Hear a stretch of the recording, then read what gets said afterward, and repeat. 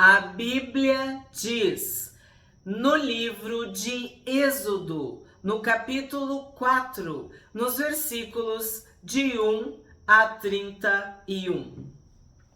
Moisés respondeu: Mas eis que eles não vão acreditar em mim, nem ouvirão o que vou dizer, pois dirão: o Senhor não apareceu a você. Então aqui nós vemos a incredulidade de Moisés e dos egípcios, ou dos egípcios e de Moisés, porque ele está partindo do princípio de que os egípcios não vão acreditar. E sim, nós já sabemos, nós já lemos a história e eles não acreditaram. Mas ele também estava num processo de convencimento. Ele também não estava crendo. Ele estava conhecendo o Deus que tinha convocado, chamado, para essa missão de libertar o povo de Israel. 2. Então o Senhor perguntou a Moisés: que é isso que você tem na mão? Ele respondeu: um bordão. Então lhe disse: jogue-o no chão. Ele o jogou no chão e o bordão virou uma serpente. E Moisés fugia dela.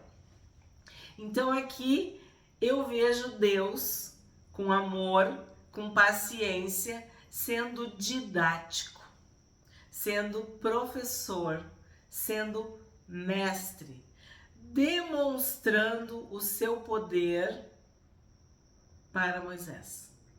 Esta palavra bordão é como se fosse um cajado ou uma madeira, um pau, um apoio.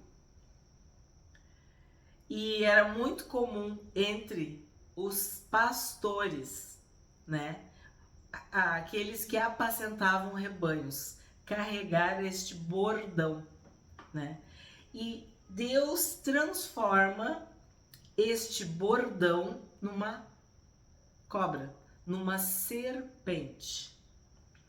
4. Mas o Senhor disse a Moisés: estenda a mão e pegue-a pela cauda. Ele estendeu a mão, pegou-a pela cauda e ela se transformou em bordão. Então o que eu vejo? Eu vejo que mesmo diante dessa manifestação do poder de Deus, Moisés teve um pouco de incredulidade, de medo, porque ele fugia. Ele viu que era um bordão. O que tu tem na mão? Um bordão, um pau, uma madeira, um cajado. Ele sabia o que ele tinha na mão. E aí o bordão virou uma serpente. E ele começou a fugir da serpente. Então ele fugiu porque ele ficou com medo. E se ele ficou com medo, é porque aquela madeira se transformou numa cobra. Então é muito contraditório. E deve dar uma pane no cérebro, E aí Deus manda pegar pela cauda. E mesmo diante de todo esse pane mental, ele obedeceu a Deus. Ele pegou pela cauda. Estenda a mão e pegue-a pela cauda. Ele estendeu a mão, pegou-a pela cauda e ela se transformou em bordão. Então ele teve fé suficiente para obedecer a Deus e pegar pela cauda. Então o Senhor disse: isto é para que creiam que o Senhor, o Deus de seus pais, o Deus de Abraão, o Deus de Isaac, o Deus de Jacó apareceu a você. Então o que Deus está dizendo aqui? Que esta demonstração de poder, este sinal, este prodígio, este milagre, era para que eles crescem. Eles quem? Os egípcios. e que era para ele dizer que era o Deus dos seus pais, o Deus de Abraão, o Deus de Isaac e o Deus de Jacó. Então aqui nós temos o Deus de gerações, o Deus eterno, o Deus dos teus pais, o Deus de Abraão, de Isaac e de Jacó. 6. E o Senhor continuou: põe agora a mão no peito. Ele o fez. E tirando a mão do peito, eis que ela estava leprosa, branca como a neve. Então o Senhor disse: ponha a mão no peito outra vez. Ele a pôs no peito novamente, e quando a tirou, eis que se havia tornado como o restante da sua carne. O Senhor continuou: se eles não acreditarem em você, nem atenderem à evidência do primeiro sinal, talvez acreditarão na evidência do segundo. Então, aqui tem esse talvez que eu destaco. Óbvio que Deus, que conhece o futuro, que é onisciente, onipotente, onipresente, ele sabia que os egípcios não iriam crer, porque o próprio Deus disse que ia endurecer o coração deles para que eles não crescem, né? Por quê? Porque era a oportunidade de também mostrar o seu poder para os hebreus. Havia um processo de conversão, de salvação, de convencimento, de relacionamento, de Deus com Moisés, de Deus com o seu povo e de Deus com os egípcios. Então, me chama a atenção esse talvez acreditarão na evidência do segundo. 9. Se eles ainda não acreditarem mediante esses dois sinais, nem ouvirem o que você disser, pegue um pouco de água do rio e derrame na terra seca. E a água que você pegou do rio se transformará em sangue sobre a terra. Então aqui nós temos o terceiro sinal. São 3 sinais, né? Um mostra o poder de Deus sobre os animais, porque ele transformou a madeira, né, numa cobra, numa serpente. O segundo mostra o poder de Deus sobre as pessoas, porque a mão de Moisés, né, Moisés ficou com lepra. E agora, o terceiro sinal mostra o poder de Deus sobre a natureza, sobre a água do rio. Então, tu vai pegar um pouco de água do rio e vai derramar sobre a terra seca. Então, Deus é poderoso, Deus é todo poderoso. Ele tem poder sobre todos os animais. Ele tem poder sobre todas as pessoas. E ele tem poder sobre a natureza, sobre o universo. Porque Deus é criador, sustentador, provedor de tudo que há. Então era uma forma de mostrar o seu poder em todos os âmbitos, em todas as dimensões. E isso também para reforçar que não precisava de deuses no plural. Porque o que acontece? O Egito, ele era um povo politeísta, idólatra, que tinha muitos deuses, muitos ídolos. Então, o Deus do sol, o Deus da terra, o Deus do rio, o Deus, tudo tinha um Deus, tinha um ídolo. E o nosso Deus, ou o Deus de Moisés, o Deus dos pais de Moisés, de Abraão, Isaac e Jacó, era um único Deus que governava, que dominava, que tinha poder e autoridade sobre tudo e todos. Então, isso já é um prenúncio do que vai acontecer nas pragas, que é maior ainda a manifestação do poder de Deus. E se tu tá acompanhando o estudo de Êxodo, tu lembra que no primeiro capítulo eu falei que era como um filme, uma aventura emocionante, cheia de efeitos especiais. Então, neste capítulo 4, nós já temos aqui 3 efeitos especiais, né? Transformar a madeira em serpente, a mão de Moisés ficar leprosa e ficar curada, e a água do rio se tornar sangue. E aí eu preciso lembrar vocês de uma semelhança deste milagre de transformar a água em sangue. O primeiro milagre do Senhor Jesus foi transformar água em vinho, num casamento, nas bodas, né, de Caná da Galileia. E naquela ocasião, a mãe do Senhor Jesus guardou no coração. Ela entendeu ali que algo estava acontecendo, né? Então, este sinal aqui que Deus demonstra para Moisés, Deus demonstrou através de Jesus no seu primeiro milagre. É uma semelhança, né? Transformar água em sangue, transformar água em vinho. 10. Então Moisés disse ao Senhor: Ah, Senhor, eu nunca fui eloquente, nem no passado, nem depois que falaste a teu servo, pois sou pesado de boca e pesado de língua. O Senhor respondeu: Quem fez a boca do homem?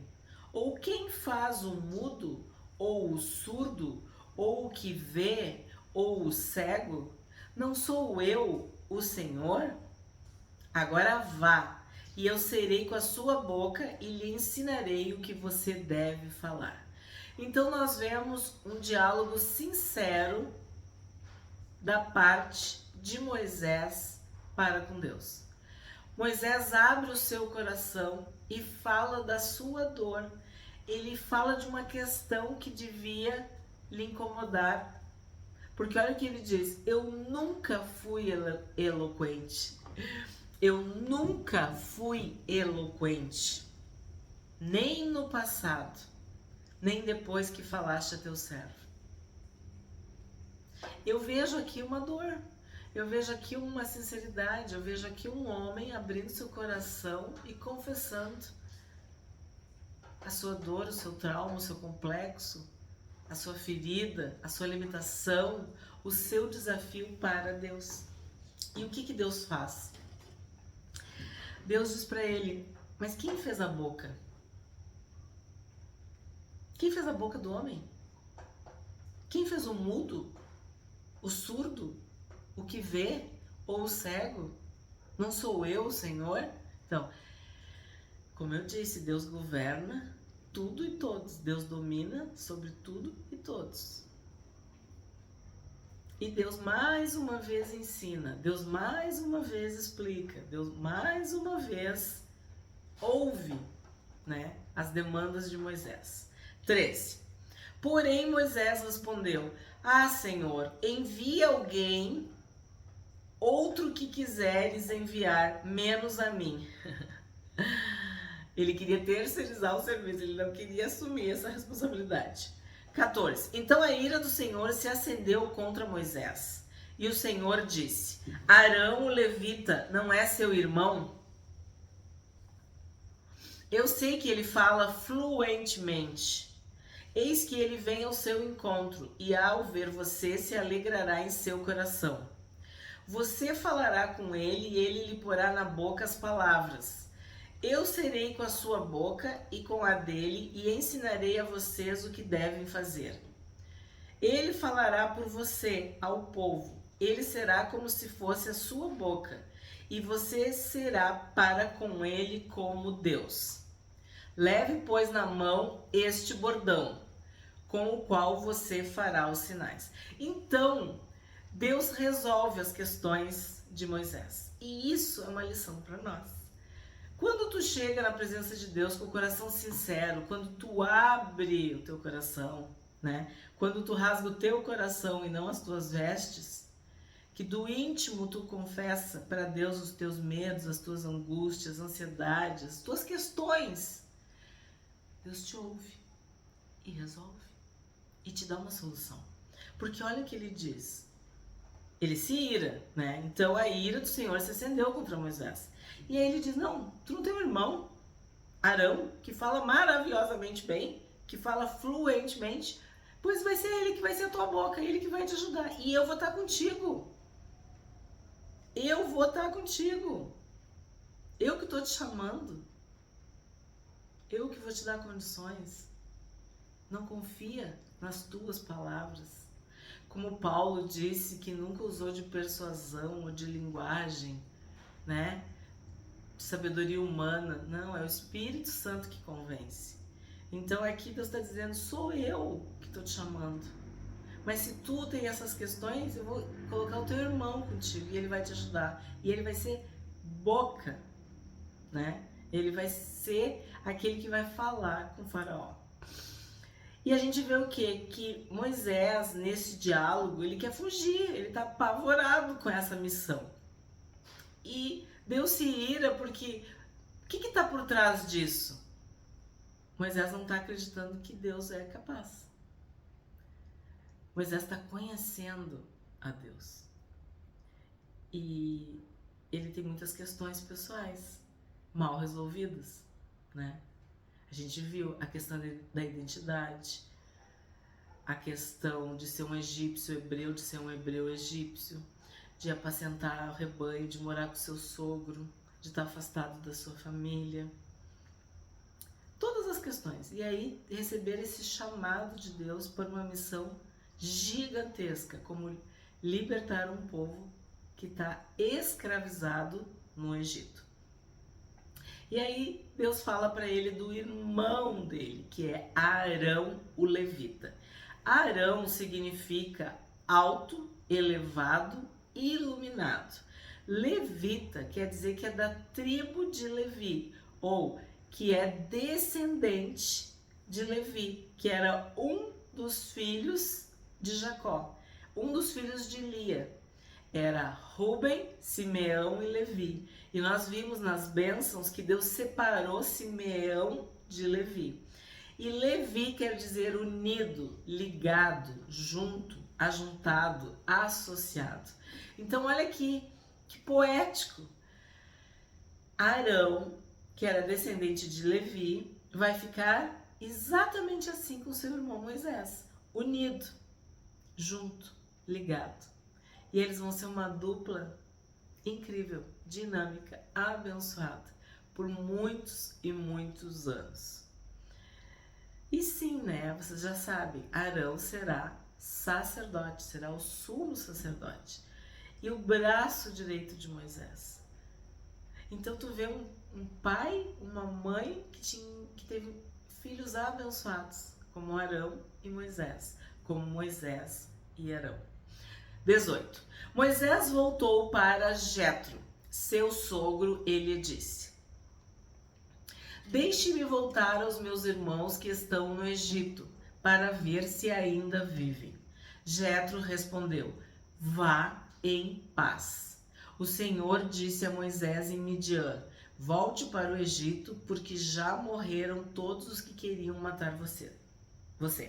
Então, quando Moisés assassina o egípcio para defender um hebreu e ele é descoberto, ele foge para Midian e passa a apacentar os rebanhos do seu sogro Jetro, né? Ele casa com Zípora e Deus chama Moisés exatamente ali, no Monte Horebe, na sarça ardente. E ele agora, depois de todo esse, sei lá, diálogo, né? Esses pingos nos is com Deus, ele chega para o seu sogro e diz que ele vai voltar para ver como estão os seus irmãos no Egito. Então ele não conta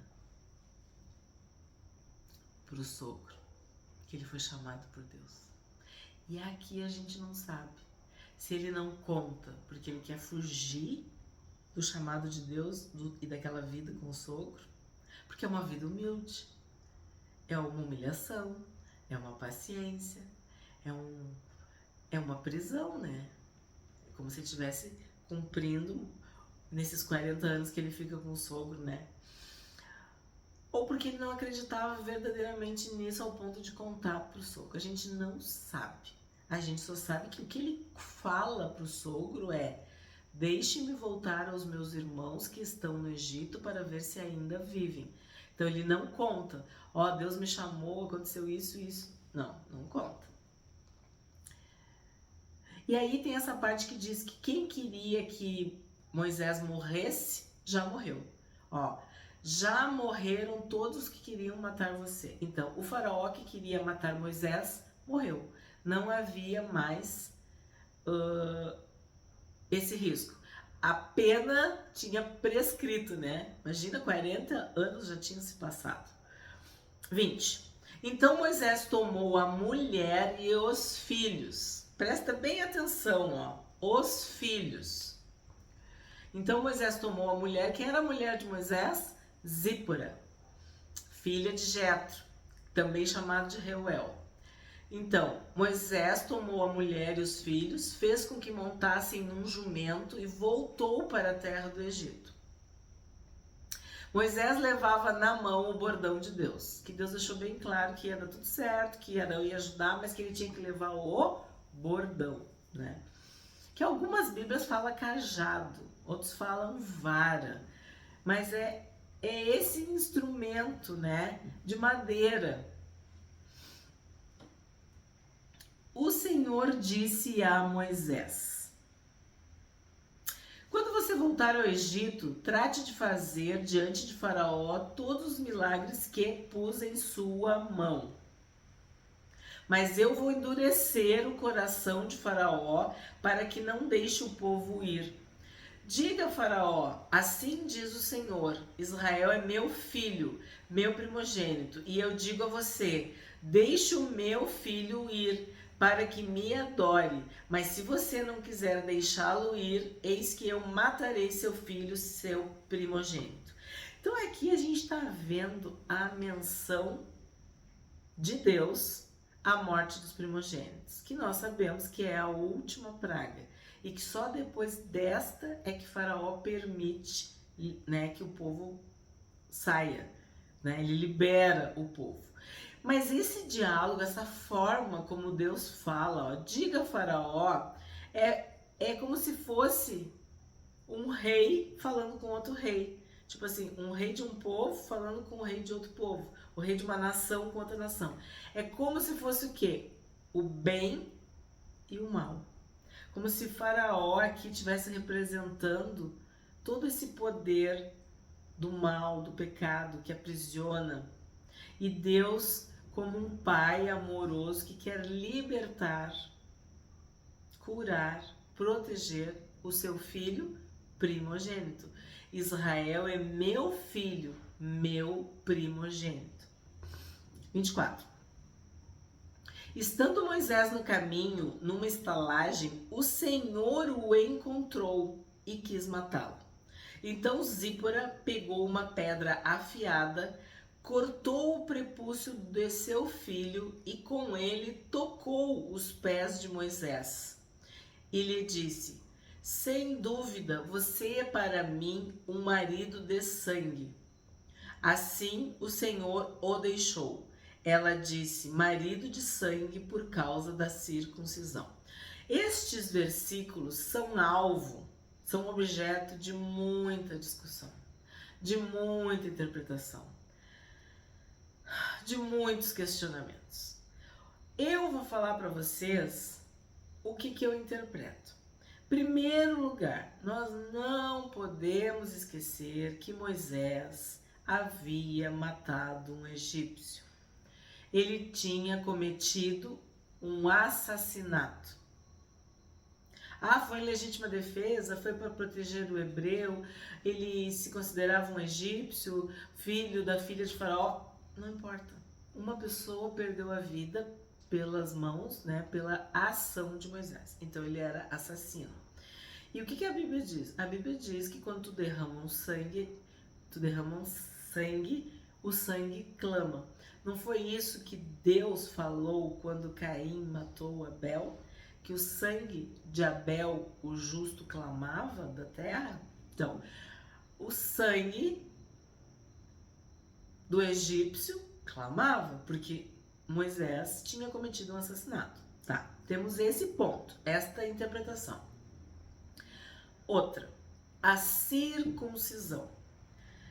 Se tu é hebreu, tu tem uma aliança com os filhos de Abraão. Nós estudamos, tem vídeo no canal, tem uma playlist sobre Gênesis, e nós vimos que Deus estabeleceu uma aliança perpétua, que era a circuncisão, que era uma forma de separar o santo do profano, o que era do povo de Deus e que era pagão. A circuncisão era esse sinal na intimidade, né, do homem, no órgão masculino. E isso era feito nos bebês. Mas o que acontece? Moisés não praticou a circuncisão nos seus filhos. E é aí que eu disse para vocês, prestem atenção que falou no verso 20, ó. Então Moisés tomou a mulher e os filhos. Só que aqui fala do filho que foi circuncidado. Fala no singular. Então a gente pensa, ele tinha filhos, mas circuncidou um filho e isso bastou para Deus? Será que Moisés estava querendo fugir da presença de Deus, assim como Jonas, que quis fugir para Tarsis, quando Deus mandou ele ir para Nínive, e Deus teve que mandar o peixe engolir Jonas, e ele teve que ficar 3 dias dentro do estômago do peixe, para ir se arrepender, nascer de novo, se converter? Porque aqui diz que Deus queria matá-lo. E aí Zípora, né, a esposa, a mulher de Moisés, salva o filho, salva a família toda, salva Moisés.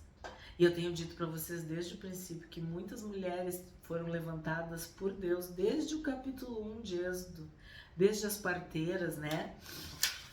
A mãe de Moisés, a irmã de Moisés, a filha de Faraó, as criadas. Deixe as meninas viver, né? E as meninas estavam fazendo um trabalho, as mulheres estavam fazendo um trabalho, estavam cumprindo a missão.